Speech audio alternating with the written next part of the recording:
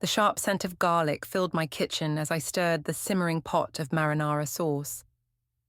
6 years of marriage had taught me that Sawyer loved his pasta al dente, and I'd perfected the timing down to the minute. I hummed softly, checking my watch. He'd be home in 30 minutes, just enough time to finish preparing his favorite meal. The doorbell rang. I wiped my hands on my apron, puzzled. We rarely had unexpected visitors, especially at dinner time. Through the peephole, I saw a young woman I'd never met before, wearing an expensive-looking cream blazer and holding what appeared to be a manila envelope. "Hi, I'm Fatima," I said, opening the door with a polite smile. "Can I help you?" The woman's lips trembled slightly before she spoke. "I'm Claire. I need to talk to you about Sawyer." My stomach dropped at the mention of my husband's name, but I maintained my composure. "What about him?" "I'm pregnant," she blurted out, her hand instinctively moving to her stomach. "And Sawyer's the father." The world tilted sideways. I gripped the door frame, my knuckles turning white. "That's impossible. We've been seeing each other for 8 months, Claire continued, her voice growing stronger. "I have proof." She pulled out her phone, showing me pictures. Sawyer and her at restaurants, in hotel lobbies, even one of them kissing. The marinara sauce began to burn. I could smell it, but I couldn't move. "I'm keeping the baby," she said, pushing the envelope into my hands. "These are the paternity test results and my medical bills. Sawyer's been avoiding my calls for weeks now." I heard the familiar sound of our garage door opening. Sawyer's car. "Come in," I said mechanically, stepping aside. Claire hesitated before walking into our home, the home I'd spent years making perfect for a man who'd been living a double life. Sawyer's footsteps approached the front door. "Honey, something's burning." He froze when he saw Claire standing in our living room. "What are you doing here?" he demanded, his face draining of color. "What am I doing here?" Claire's voice rose. "You've been ignoring me for weeks. I'm carrying your child, Sawyer." I watched my husband's face, searching for any sign that this was all a mistake. Instead, I saw guilt written across every feature. "Fatima, I can explain," he started, taking a step toward me. I held up my hand. "Don't." My voice was surprisingly steady. "How far along are you, Claire?" 4 months, she replied, watching me carefully. The timeline clicked in my head. Our anniversary dinner, the business trip to Chicago, the late nights at the office, every lie, every excuse, they all made sense now. "Get out," I said quietly. "Fatima, please." Sawyer reached for my arm.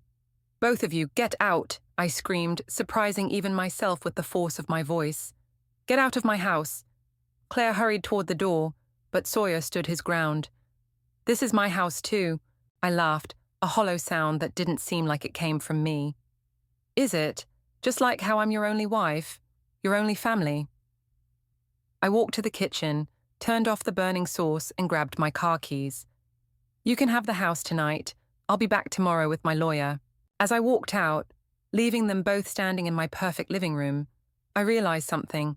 The woman I was 30 minutes ago, the one who measured pasta cooking times and hummed while making sauce, she was gone. In her place stood someone else entirely, someone who wasn't going to let either of them get away with this. The marinara sauce had left a bitter, burnt smell in the air. How fitting. I spent the night at my sister Bella's apartment, staring at the ceiling until dawn broke. When I walked into my law firm the next morning, I must have looked as terrible as I felt. "Jesus, Fatima, what happened?" Stella, my closest colleague, rushed over to my office. "You look like you've seen a ghost." "Worse." I dropped my bag on the desk. "I met my husband's pregnant mistress." Stella's jaw dropped. "No. Sawyer. But he's always seemed so perfect?" I pulled out my laptop. "Yeah, that's what I thought too. Listen, I need your help with something." "Anything," she said, closing my office door.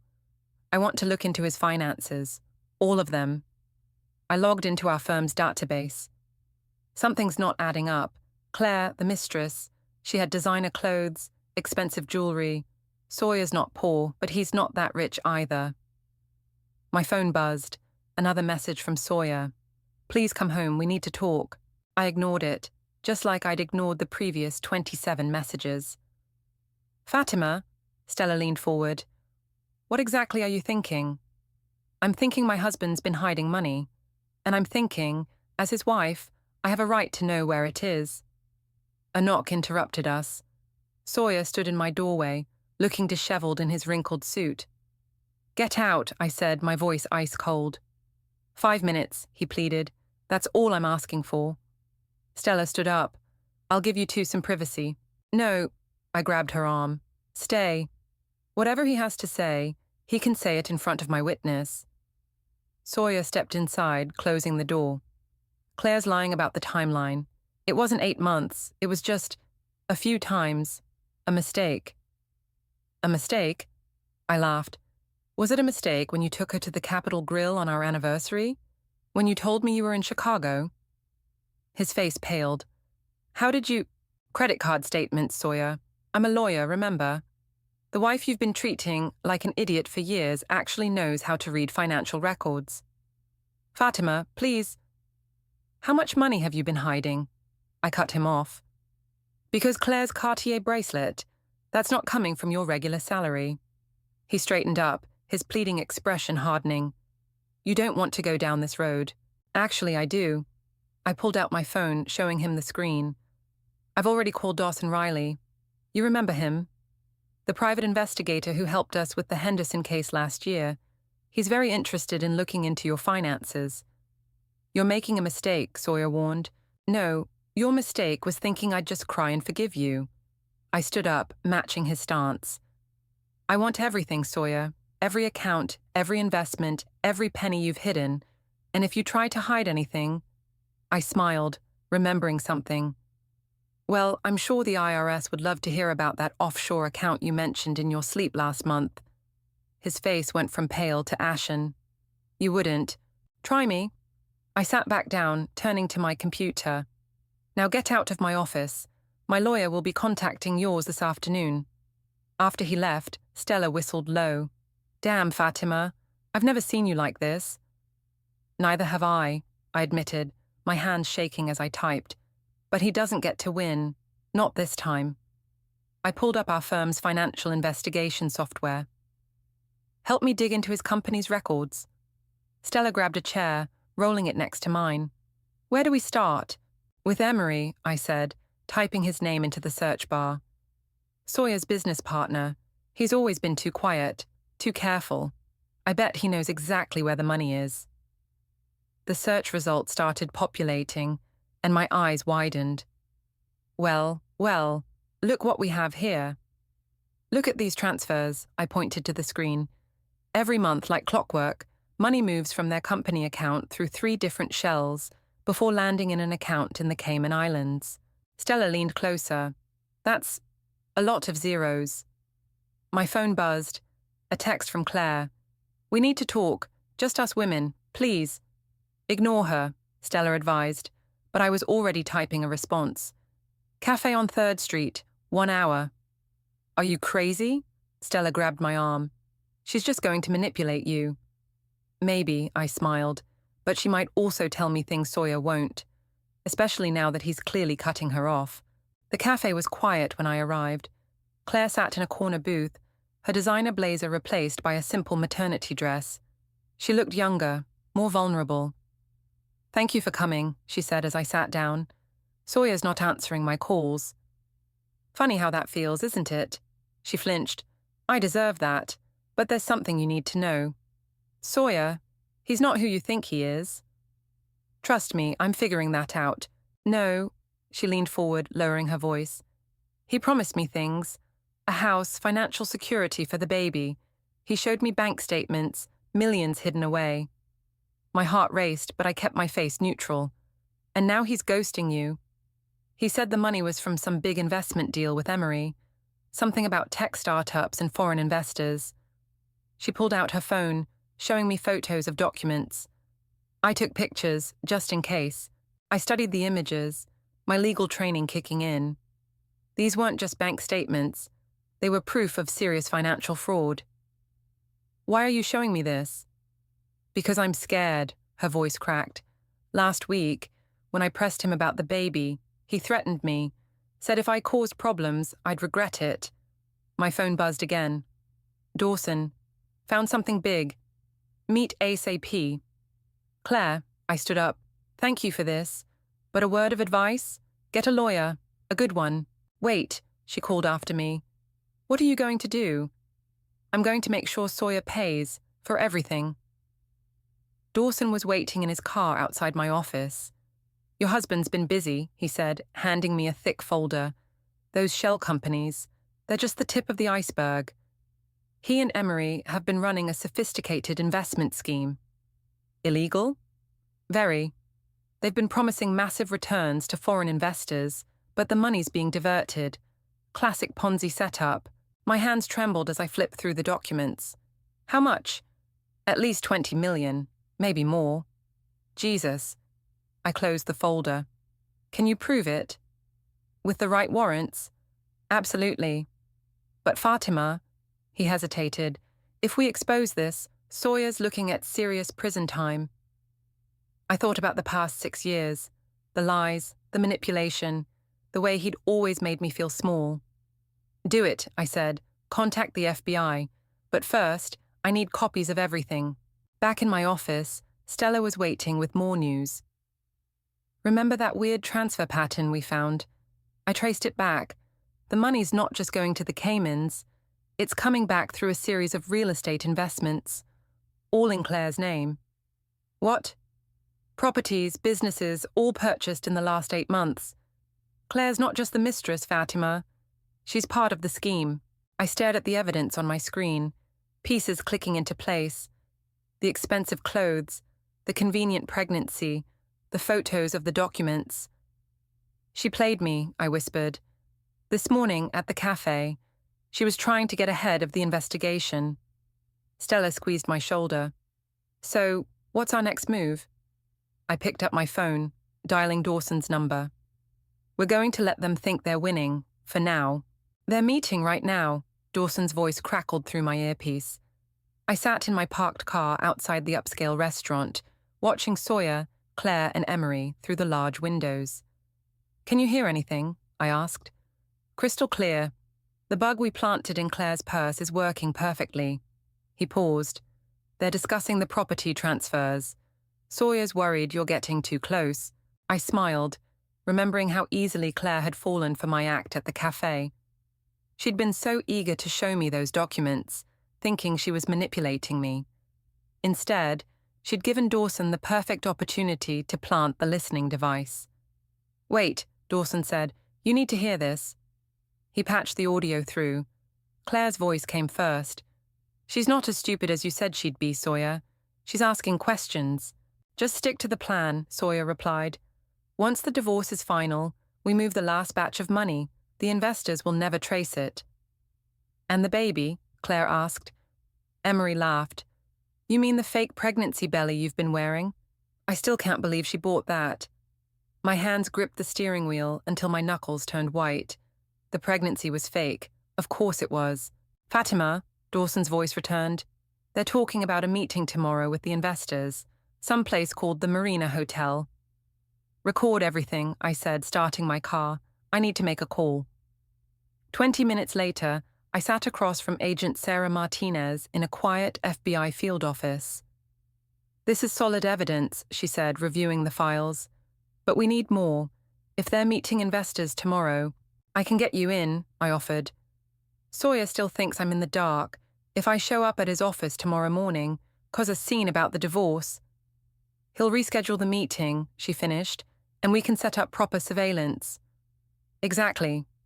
She studied me carefully. This is dangerous, Mrs. Lopez. These people have millions at stake. They have my life at stake, I corrected her. 6 years of lies, my reputation, my future. I leaned forward. Let me help. The next morning, I stormed into Sawyer's office, playing my part perfectly. How dare you freeze our joint accounts, I screamed, throwing papers across his desk. His secretary peeked in, alarmed. Fatima, calm down. Sawyer stood, glancing nervously at his phone. Calm down. You're hiding money and you want me to calm down. I noticed him typing something quickly on his phone, probably warning the others. This isn't the time, he hissed. I have an important meeting. With who? More investors you're scamming? His face went pale. What did you say? You heard me. I lowered my voice. I know about the properties in Claire's name, the shell companies, everything. He grabbed my arm, hard. You don't know what you're talking about. Let go of me, I yanked away, making sure to knock over his coffee cup. It spilled across important-looking documents. Perfect. Get out, he snarled. Before you what? I challenged. Hit me. Go ahead. Give me more ammunition for court. As I stormed out, I heard him making calls, rescheduling the investor meeting. My phone buzzed, a text from Agent Martinez. They took the bait. Meeting moved to tomorrow. I got into my car, hands shaking. Dawson was waiting. You okay? He asked. No, I admitted. But I will be. I showed him my phone. I'd managed to snap a photo of one of the documents before the coffee accidentally spilled on it. Look what our friends are planning tomorrow. Dawson whistled. 25 million? That's their biggest transfer yet. And their last, I said, because tomorrow we end this. The Marina Hotel's lobby buzzed with activity as I sat pretending to read a magazine. Dawson's voice came through my hidden earpiece. FBI teams are in position. Remember, you just need to keep them talking until the investors arrive. I watched Sawyer, Claire, and Emery walk in, heading straight for the conference room. Claire had ditched the fake pregnancy belly. They weren't even trying to maintain that lie anymore. Showtime, I whispered, standing up. Fatima? Sawyer stopped cold when I approached them. What are you doing here? Looking for you, actually. I smiled sweetly. We need to discuss those interesting offshore accounts I found. Emery stepped forward. This is a private meeting. Oh, I know all about your private meetings. I turned to Claire. By the way, miraculous how that pregnancy disappeared overnight. Claire's face reddened. You don't understand anything. Actually, I understand everything. I pulled out my phone, showing them photos of their transaction records, including where the real money is. Sawyer grabbed my arm, dragging me toward a quiet corner. Keep your voice down. Why? Afraid your investors might hear. His grip tightened. You're making a big mistake. No, your mistake was thinking I was too stupid to figure it out. I jerked away from him. 25 million, Sawyer. That's ambitious, even for you. Emery joined us, his face tight with concern. How much does she know? Everything, I said. The fake investment returns, the property transfers, the shell companies. Tell me, how many people have you scammed? Listen to me very carefully. Emery's voice dropped to a threatening whisper.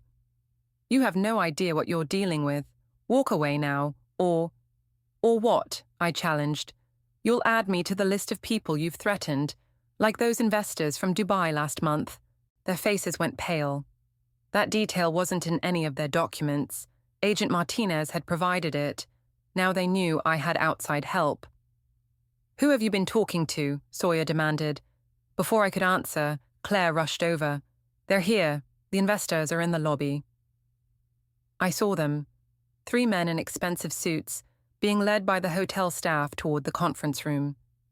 Behind them, disguised as hotel employees, were FBI agents. Well, I stepped back. Don't let me keep you from your meeting. I'm sure you have lots of promises to make, money to steal. Wait, Sawyer grabbed my wrist again. What are you planning? I leaned close, whispering in his ear. I'm planning to watch you lose everything, just like you tried to do to me. The conference room door opened. Agent Martinez, now in full FBI gear, led a team of agents in. FBI, everyone stay where you are. The chaos that erupted was almost beautiful. Sawyer tried to run but was tackled by 2 agents. Claire burst into tears, immediately offering to cooperate. Emery just stood there, frozen, as he was handcuffed. Fatima Lopez? Agent Martinez approached me. We need your statement. Sawyer stared at me as he was led away, realization dawning on his face. You set us up. No, I corrected him. You set yourself up. I just made sure you faced the consequences. Hours later, I sat in the FBI office, finishing my statement. My phone buzzed, a text from Bella. Just saw the news. Are you okay? Why didn't you tell me what was happening? Your sister's right, Stella said, walking in. You took a huge risk. I had to, I replied, watching through the window as Claire was led to a holding cell, still crying. They needed to lose everything, just like they planned to do to those investors. And now, Stella asked, I picked up my bag, feeling lighter than I had in weeks. Now I start over. But first, I need a drink. The prosecution is offering you a deal, my lawyer said, sliding a document across the table. 3 days had passed since the arrests, and I was meeting with the FBI and prosecutors to discuss my role as a key witness. What kind of deal? I asked. Full immunity, Agent Martinez explained, in exchange for your testimony against Sawyer, Claire, and Emery. I picked up the papers, but before I could read them, the door burst open. Bella stormed in, her face flushed with anger. Have you lost your mind? She demanded. Working with the FBI, putting yourself in danger? Ms. Lopez, this is a private meeting, Agent Martinez started. I'm her sister, Bella cut her off, and I'm not leaving until she realizes what she's doing. Fatima, Sawyer's lawyer, just called me. They're threatening to drag you into this, claim you were part of the scheme all along. My lawyer straightened up. They can't prove that. They don't need to prove it, Bella argued, just suggesting it could ruin her career. Is that what you want? To lose everything? I already lost everything. I stood up, facing my sister. The moment Sawyer decided to betray me, to steal from innocent people, He's still your husband. No, I said firmly. He's a criminal who happened to be my husband. There's a difference. My phone buzzed. A text from Dawson. Turn on the news, now. Agent Martinez grabbed the remote, switching on the office TV. A reporter stood outside the federal courthouse. Breaking news in the Ellis investment fraud case. Sources say Claire Gardner, one of the key suspects, has agreed to testify against her co-conspirators in exchange for a reduced sentence. That little snake, I muttered. This changes things, my lawyer said. We need to move fast. Claire might try to spin this against you. She already is. Dawson walked in, holding his tablet. Look at this email she just sent to the prosecutor's office. I read the email, my blood boiling.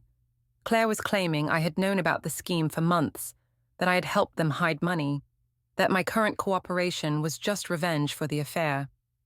It's her word against mine, I said. Not exactly, Dawson smiled. Remember that bug in her purse? We have recordings of her admitting the fake pregnancy, discussing the fraud, everything. She just perjured herself. Agent Martinez grabbed her phone, already dialing. I'll notify the prosecutor immediately. Bella grabbed my hand. Fatima, please. It's not too late to walk away. Let someone else handle this. I looked at my sister, seeing the genuine fear in her eyes. Bella, do you remember when we were kids, and that bully used to steal your lunch money? She nodded. Remember what Dad always said? Standing up to bullies isn't just about getting your lunch money back. It's about making sure they never steal from anyone again. I squeezed her hand. That's what this is about. Not just me, but all the people they've hurt. The door opened again. Another agent rushed in. We've got a problem. Emery's trying to move the money, right now. What? Agent Martinez turned to her computer. How? Hidden account we didn't know about. 25 million, about to be transferred offshore. I leaned over her shoulder, recognizing the account details. That's not Emery, that's Sawyer. Those are the numbers from his sleep-talking episode. Can we stop it? My lawyer asked. Agent Martinez typed furiously. If we can get a judge to freeze the account in the next 10 minutes. Use this. I pulled out my phone, playing the recording I'd made months ago of Sawyer sleep-talking about the account. It's not exactly conventional evidence, but it's enough for an emergency freeze. She grabbed the phone. Give me 5 minutes. As she rushed out, Bella looked at me differently. You really did think of everything, didn't you? No, I smiled grimly. I just learned from the best. Sawyer taught me how to be thorough, even if he didn't mean to. The courtroom fell silent as I took the witness stand. Sawyer sat at the defense table, wearing an orange jumpsuit that replaced his usual designer suits. Claire was in the row behind him, her face drawn and pale. Emery was nowhere to be seen. He'd taken a plea deal the day before. Please state your name for the record, the prosecutor began. Fatima Lopez. And what is your relationship to the defendant? He's my soon-to-be ex-husband. Sawyer's lawyer stood up. Your Honor, I'd like to remind the court that the witness's testimony may be colored by personal bias due to the dissolution of her marriage. Noted, the judge replied. Proceed. The prosecutor walked closer. Mrs. Lopez, when did you first become aware of the fraudulent investment scheme? Objection, Sawyer's lawyer interrupted, leading the witness. Rephrase, the judge ordered. Mrs. Lopez, what made you first suspicious of your husband's financial activities? I glanced at Sawyer before answering. He wouldn't meet my eyes. It started with unusual transfers from our joint account, small amounts at first, then larger sums. And what did you do with this information? I consulted with financial investigators. We discovered a pattern of... The courtroom doors burst open. Agent Martinez rushed in, whispering something to the prosecutor. The judge frowned at the interruption. Your Honor, the prosecutor straightened up. We've just received critical new evidence. Mr. Ellis attempted to access a frozen account from the prison computer lab less than an hour ago. Sawyer's face went white. His lawyer jumped up. Your Honor, we need a recess to... To what? I interrupted, my voice carrying across the courtroom. To hide more money? To threaten more investors? Mrs. Lopez, the judge warned. I apologize, Your Honor. I turned to face Sawyer directly. But I think my husband needs to explain why he was trying to access an account he swore under oath didn't exist. The prosecutor handed the judge a document. The access attempt was traced to Mr. Ellis's prison login. He used the same password we found in Mrs. Lopez's recording. Sawyer stood up suddenly, his handcuffs rattling. This is a setup. She planned this whole thing. Sit down, Mr. Ellis, the judge ordered. She's not as innocent as she looks, Sawyer shouted. Tell them, Claire. Tell them about her involvement. All eyes turned to Claire, who looked like she might faint. I can't. What do you mean you can't? Sawyer's face contorted with rage. Claire stood up, trembling. I lied before. About Fatima knowing. About everything. She never knew anything until I showed up at her door. The courtroom erupted in whispers. Sawyer lunged toward Claire, but bailiffs grabbed him. Order! The judge banged his gavel. Mr. Ellis, one more outburst and you'll be removed from this courtroom. The prosecutor smiled slightly. No further questions for Mrs. Lopez, Your Honor. Sawyer's lawyer looked defeated. No questions from the defense. As I stepped down from the witness stand, I caught Stella's eye in the gallery. She gave me a subtle thumbs up. Next to her, Bella wiped tears from her eyes. Outside the courtroom, Agent Martinez caught up with me. That recording was a stroke of genius. How did you know he'd try to access the account? Because I know Sawyer, I said.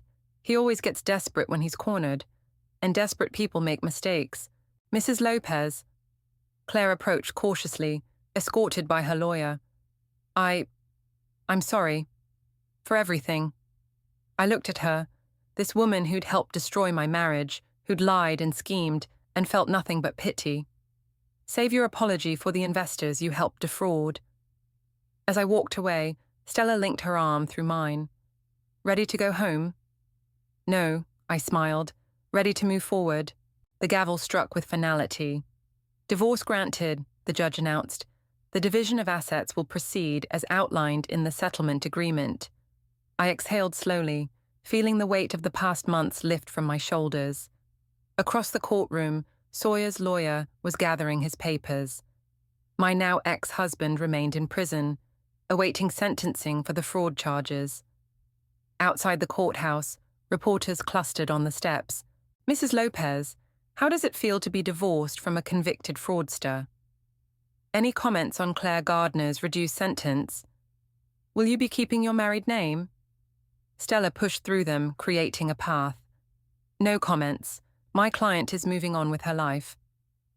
Back at the office, a surprise waited on my desk.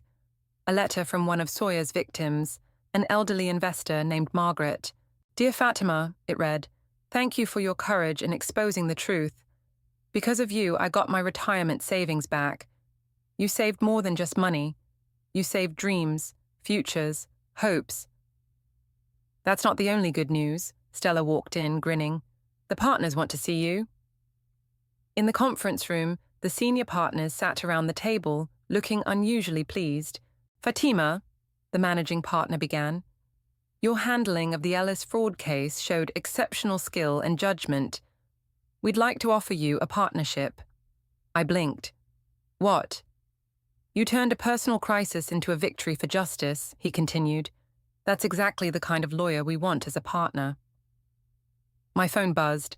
A text from Agent Martinez. Turn on the news. The conference room TV flickered to life. Emery was being led into court in handcuffs.